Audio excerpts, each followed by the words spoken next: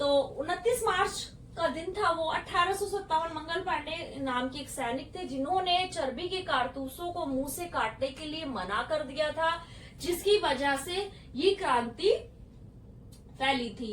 इन्हें 8 अप्रैल 1857 को फांसी दे दी गई और बाकी आसपास जब ये बात सभी को पता चली तो बाकी सैनिकों में भी आक्रोश फैला और धीरे धीरे जनता में भी फैल गया और इसने एक विद्रोह और क्रांति का रूप धारण कर लिया।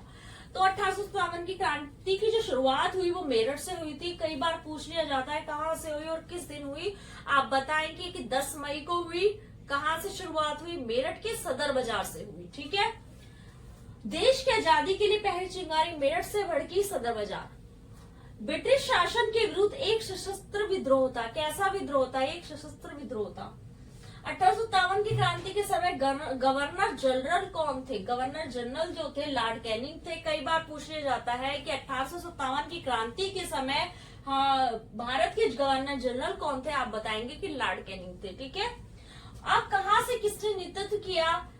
तो ये बहुत जरूरी है, कई बार एग्जाम में पूछ लिया जाता है, खासकर यूपीएससी में आपको मैच करना होता है।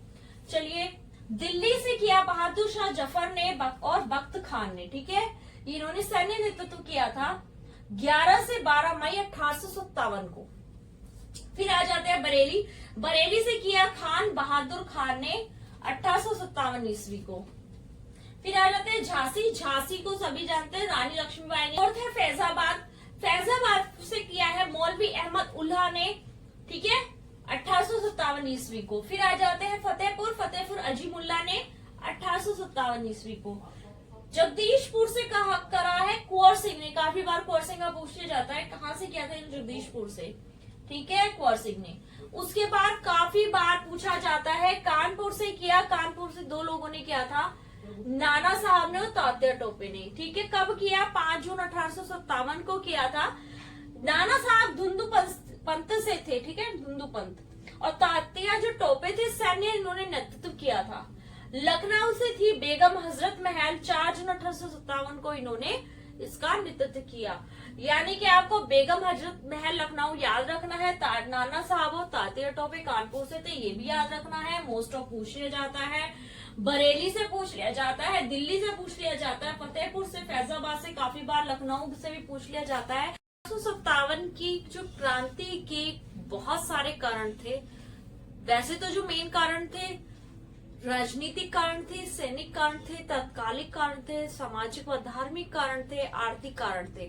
तो मैंने आपको अलग अलग सर्कल बनाए, उसमें लिखिए कि 1857 की क्रांति के कारण। फिर आप ऐसे उसको उस तरीके से एरो डाल दीजिए और एरो डालने के बाद अलग अलग उसको डिफाइन करिए। तो एग्जामिनर जब आपकी कॉपी को चेक करेगा तो बिल्कुल इम्प्रेस होगा कि आपने बहुत अच्छा लिखा है और आपको प्रेजेंट करने का जो आपका तरीका उसको पसंद आएगा और उनको चीजें अच्छे से समझ में भी आ जाएंगी देखते। आप देखिए, राजनीतिक कारण थे। राजनीतिक कारण में कि लॉर्ड डलहौजी की सहायक संधि और लेफ्ट संधि ने भारतीय शासकों में असंतोष फैला दिया था। असंतोष भारतीय शासकों में आ गया था। ये इन्होंने 2 संधियां की जिसकी वजह से भारतीय शासकों में आक्रोश फैल गया और ये ब्रिटिश शासन के खिलाफ हो गए। दूसरा था नाना साहब की पेंशन बंद कर दी गई। नाना साहब की जब पेंशन बंद कर दी गई तो नाना साहब भी अंग्रेजों के विरुद्ध हो गए। फिर आता है जमींदारों व सरदारों की भूमि छीन ली गई। जमींदारों की व सरदारों की जो भूमि है वो छीन ली गई। ठीक है। इसी वजह से जमींदार व सरदार भी अंग्रेजों से नाराज हो गए, गुस्सा हो गए और वो भी उनके खिलाफ हो गए। फिर आ जाता है नागपुर तथा सतारा की रियासतें अंग्रेजी साम्राज्य में मिला ली गई। ठीक है। नागपुर यानी कि अंग्रेजों ने इतना अत्याचार किया कि उन दोनों रियासतों को अपने में मिला लिया, जिस वजह से जो भारतीय जनता थी वो उन्हें गुस्सा आया और इस वजह से जो के खिलाफ हो गए। फिर है झांसी की रानी अंग्रेजों के विरुद्ध हो गई क्योंकि उनको दत्तक पुत्र लेने से मना हो गए थे जो उनके पुत्र। उसके बाद एक दत्तक पुत्र लेने से, गोद लेने से उनको मना कर दिया गया। तो इस वजह से वो झांसी की जो रानी थी अंग्रेजों के खिलाफ हो गई। अब आ जाते हैं सामाजिक व धार्मिक कारण। सामाजिक व धार्मिक कारण जब आप लिखेंगे तो सबसे पहले यही आएगा, ईसाई पादरी जो थे लालच देकर भारतवासियों को ईसाई बना रहे थे, यानी कि अपने धर्म का प्रचार व प्रसार कर रहे थे ईसाई पादरी, ताकि जो भारतीय आसानी से ईसाई बनाया जा सके। अंग्रेजी शिक्षा का प्रचार प्रसार वह ज्यादा कर रहे थे, प्रचार व प्रसार ज्यादा कर रहे थे अंग्रेजी शिक्षा का।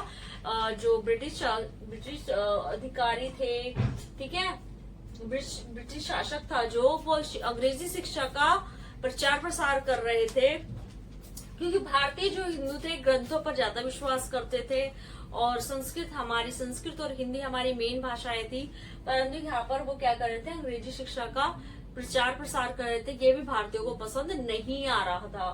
फिर आ जाते हिंदू ग्रंथों की निंदा करते थे। जो अंग्रेजी सरकार थी वो हिंदू जो ग्रंथ थे उनकी निंदा करती थी, उनको बुरा भला बोलती थी, और वो उनके जो ग्रंथों को अपमानित करती थी। इस वजह से भी जो हिंदू थे वो ब्रिटिश शासन के खिलाफ खड़े हो गए। उसके बाद आ जाए ईसाई धर्म का प्रचार कर रहे थे।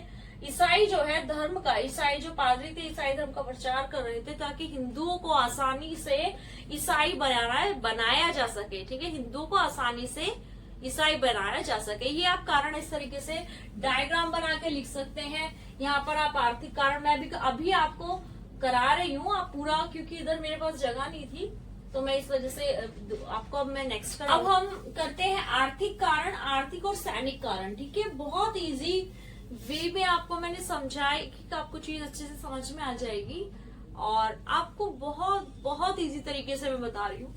अब इंग्लैंड में क्या हुआ कि इंग्लैंड में औद्योगिक क्रांति का फलस्वरूप मशीनों का माल सस्ता हो गया। अब इंग्लैंड में क्या होता, मशीनी की शुरुआत हो चुकी थी, तो मशीनों से ज्यादा चीजें बनने लगी, उत्पादन बढ़ने लगा। तो जब मशीनों से ज्यादा चीजें बनने लगी तो वो सस्ती हो गई उनकी चीजें। ठीक है, माल सस्ता हो गया, और जब माल सस्ता हो गया भारतीय उद्योग ठप पड़ गए, क्योंकि भारत में सारे जो काम है, सारे जो उद्योग थे वो हाथों से किए जाते थे, हस्तकला थी। ठीक है, हाथों से किए जाते थे। तो इंग्लैंड में औद्योगिक क्रांति के फलस्वरूप मशीनों का माल सस्ता हो गया, और भारतीय माल नहीं बिकने के कारण उद्योग बंद पड़ गए, ठप हो गए। ठीक है, दूसरा है भारतीय जनता पर ज्यादा से ज्यादा कर लगा दिया गया, जिससे भारतीयों में आक्रोश फैल गया। भारतीय जनता पर ज्यादा से ज्यादा कर लगाए गए, जिससे भारतीय जनता में आक्रोश फैला। फिर है भारतीय व्यापार संघ को भारी नुकसान होता था। भारतीय व्यापारी जो संघ थे उनको इसलिए नुकसान होता था क्योंकि जो अंग्रेजी शासन, अंग्रेजों की जो सरकार थी वो उन पर ज्यादा से ज्यादा कर लगा देती थी। तो जब भारतीय लोग अपना माल बाहर बेचने जाते थे, बाहर बिक्री के लिए जाते थे, तो उनपे इतना कर लगा दिया जाता था कि वो जो माल है महंगा हो जाता था, जिससे लोग उसे खरीदते ही नहीं थे। ठीक है, और भारतीय माल पर भारी कर लगने की वजह से विदेशों में जाने पर महंगा पड़ता था, बिक्री ज्यादा नहीं होती थी, माल की बिक्री ज्यादा नहीं होती थी। अब आ जाते हैं हम सैनिक कारण पे। तो सैनिक कारण ये है कि भारतीय सैनिकों को बहुत कम वेतन दिया। सबसे पहले तो जब हम कहीं नौकरी करते हैं, अगर हमारा वेतन अच्छा है तो हम वहां नौकरी जरूर करते हैं। ऐसे ही भारतीयों के साथ था, वहां पर उन्हें रखा तो जा रहा था परंतु उनको वेतन कम दिया जा रहा था, वेतन समय पे नहीं दिया जाता था, बहुत सारे कारण थे। अच्छा, परेड के समय अभद्र व्यवहार किया जाता। जब उनकी परेड होती थी भारतीय सैनिकों की, तो उनके साथ बहुत बुरा व्यवहार किया जाता था, अभद्र व्यवहार किया जाता था, जिसकी वजह से भी आक्रोश फैला। फिर भारतीय संस्कृति में सभ्यता का उपहास किया जाता था। भारतीय संस्कृति को और भारतीय सभ्यता को बुरा बोला जाता था, जिसकी वजह से भी ये आक्रोश फैला। फिर एक और कारण आ जाता है कि 1856 ईस्वी में अंग्रेजों द्वारा एक सैनिक कानून बनाया गया। ये आप जरूर याद कर लीजिएगा। 1856 में एक कानून बनाया गया अंग्रेजी सैनिकों के द्वारा कि आपको समुद्र पार, अगर हम आपको ऑर्डर देते हैं तो आप समुद्र पार भी करेंगे जरूरत पड़ने पर। तो जो हिंदू सैनिक थे वो उसे अपने धर्म के विरुद्ध मानते थे कि हम, ये हमारे धर्म के विरुद्ध है, हम समुद्र पार नहीं कर सकते। ठीक है, तो ये भी आपको याद रखना है।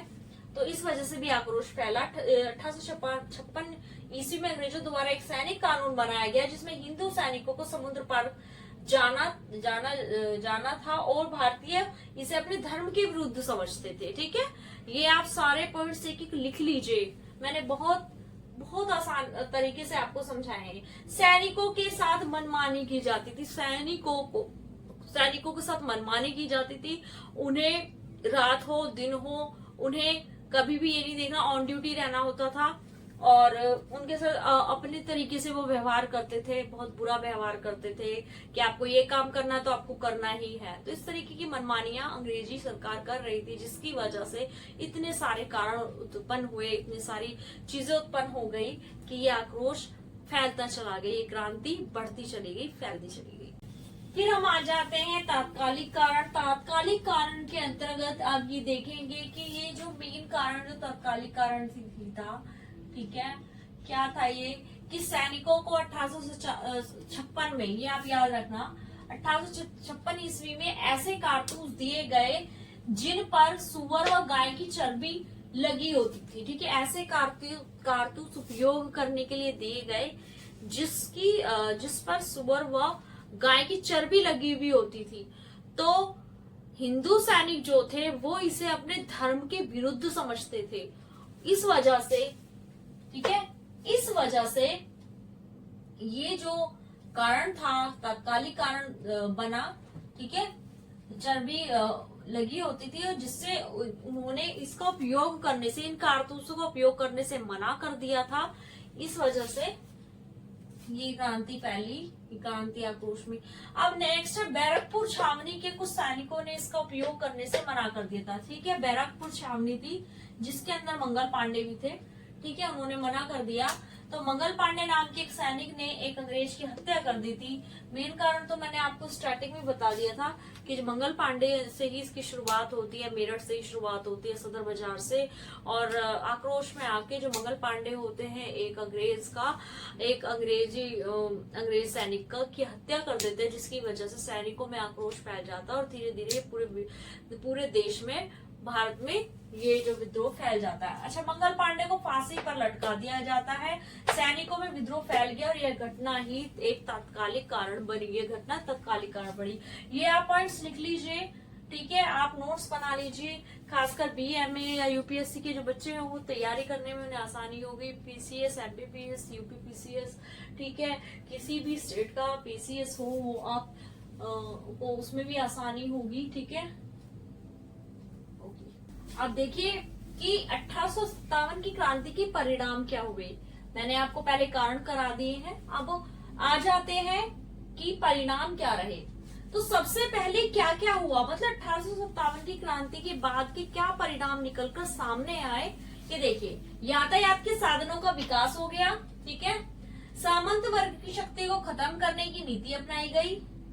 अंग्रेजी शिक्षा पद्धति का विकास किया गया। ठीक है, अंग्रेजी को बढ़ावा दिया गया। अंग्रेजों ने फिर से फूट डालो और राज करो की नीति को अपना लिया। ठीक है, भारतीय शासकों को दत्तक पुत्र लेने की गोद की अनुमति दे दी गई, यानी कि पहले नहीं देते थे ये लोग गोद, फिर उसके बाद गोद देने की अनुमति दे दी गई। फिर है 1 नवंबर 1858 को विक्टोरिया द्वारा घोषणा की गई कि सरकारी नौकरी योग्यताओं के हिसाब से दी जाएगी। ठीक है, जिसकी जितनी योग्यता होगी उसे उतनी ही उस प्रकार की नौकरी दी जाएगी। भारत में गवर्नर जनरल को वायसराय बना दिया गया। अंग्रेजों ने भारतीय देशी जो राज्य थे उनको अपने साम्राज्य में मिला लिया। भारत में मुगल सत्ता का अंत हो गया। भारत में मुगल सत्ता का अंत पूर्ण तरीके से हो गया। और सबसे मेन ये है कि भारत में ईस्ट इंडिया कंपनी का शासन समाप्त हो गया। फिर जो शासन किसके हाथ में आ गया, इंग्लैंड सरकार के अधीन हो गया। ठीक है, फिर जो अच्छा ये जो 1857 की क्रांति की असफलता के कुछ कारण रहे। ठीक है, ये क्रांति क्यों असफल रही, इसके बहुत से कारण थे, इसमें से हम 5 ही डिस्कस करते हैं। कि शासकों का सहयोग नहीं मिला, मतलब कि जो भारतीय शासक थे वो अंग्रेजी सरकार से मिल चुके थे, जिस वजह से ये जो क्रांति असफल रही। दूसरा, क्रांति का समय से पूर्व होना, क्रांति जिस समय पे होनी थी उस समय पर नहीं हुई, ये भी कारण रहा। दिल्ली में एकता का खंडित होना, सभी नेता जितने लोग समर्थन में आ रहे थे सब अलग अलग सबकी विचारधाराएं अलग अलग थी, ठीक है, क्रांति को लेकर। तो दिल्ली में एकता का खंडित होना ये भी वजह रही। साधनों का अभाव था भारतीयों के पास, क्योंकि गरीबी ज्यादा थी और वो ब्रिटिश सरकार के अधीन थे। उनको सारी जो सुविधाएं होती हैं वो नहीं मिल पा रही थी, तो साधनों का अभाव था। अंग्रेजों का रियासती शासकों के सहयोग से पुनः नियंत्रण कायम करना, यानी कि रियासती जो शासक थे, जो राजा थे, उन्होंने अंग्रेजों के साथ सहयोग किया, जिसकी वजह से क्रांति असफल रही। ठीक है स्टूडेंट्स, आपको ये वीडियो कैसी लगी? मैंने बहुत मेहनत से आपके लिए टॉपिक तैयार किया था और आपको ये मेरी वीडियो कैसी लगी आप मुझे जरूर बताएं। आपको हर एग्जाम में ये हेल्प करेगी, कॉम्पिटिटिव एग्जाम्स में भी हेल्प करेगी, आपके जो रिटर्न पेपर्स होते हैं उसमें भी आपको के लिए हेल्पफुल रहेगी ये वीडियो। आप मेरी वीडियो बाकी देख सकते हैं यूट्यूब पर जाकर, नए नए टॉपिकों के साथ मैं आती रहती हूँ। मेरे चैनल को लाइक कीजिए, सब्सक्राइब कीजिए, शेयर कीजिए, कमेंट कीजिए और मुझे बताइए आपको मेरी वीडियोस कैसी लगती हैं। और मेरा एक और चैनल है ग्रो वर्टिकल बाय ज्योति, वो मेरा सेकंड चैनल है, जिस पर मैं प्रीवियस ईयर के क्वेश्चंस पेपर डालती रहती हूँ। वो जाकर भी आप, चाहे वो बीए के हों, एमए के हों, सीबीएसई बोर्ड के हों और कॉम्पिटिटिव एग्जाम्स होते हैं। तो थैंक यू सो मच। आपको मेरी वीडियो कैसी लगी?